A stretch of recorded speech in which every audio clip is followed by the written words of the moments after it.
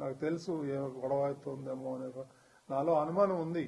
నేను అధికారుల దగ్గర కూడా వ్యక్తం చేశాను.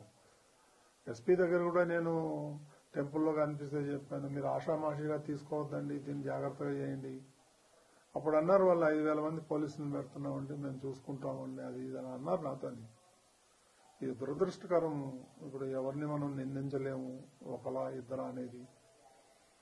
ఈ పొరపాటు జరిగిపోయింది, మరి దానికి చింతించడం తప్ప మనం చేసేదేం లేదు ఈ టైంలో. ఇప్పుడు కుట్రేమి ఉండవండి దీంట్లో, ఎందుకు ఉంటాయి కుట్రలు కానీ అవన్నీ అబద్ధాలు. ఇది యాక్సిడెంట్, ఎవరు కావాలని ఎవరు చేయరు. It is an purely accident.